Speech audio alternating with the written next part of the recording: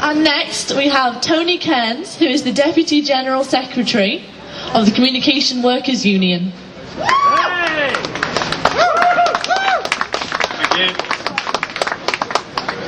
One of the things Caroline Lucas said before was about the number of demonstrations she's been on here on this particular subject. 7, she said, 7 years running. I want you to cast your mind back to 2007. The march in 2007, everybody remember it? Started here, it was cold, we marched to the American Embassy. Can you remember the speakers that day, apart from me? Can you remember the speakers that day? I'll remind you of one of the speakers that day, Chris Hume. Remember him? The Liberal Democratic MP for Eastleigh. And this is what he said in 2007. He castigated Bush and Brown, warning politicians had failed to see the future. He spoke about the urgent need for green action. Fast forward to 3 years, and where's Chris Hume today? Chris Hume's in Cancun.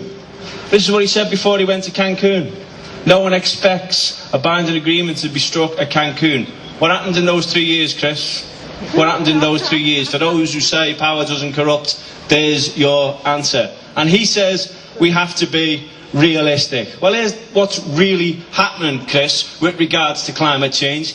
Millions of people, as a result of climate change around the world, are being rendered homeless. Millions of people around the world, as a result of climate change, are starving to death. And Chris Hume, who stood here 3 years ago and lectured everybody about the need for action, goes to Cancun and will sit on his hands and watch big business ruin and continue to ruin this planet. And I say it's an absolute disgrace.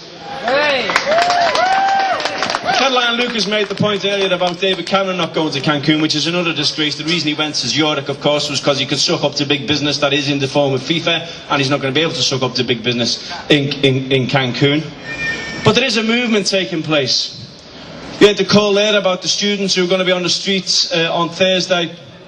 The TUC has a position on this issue at this point in time.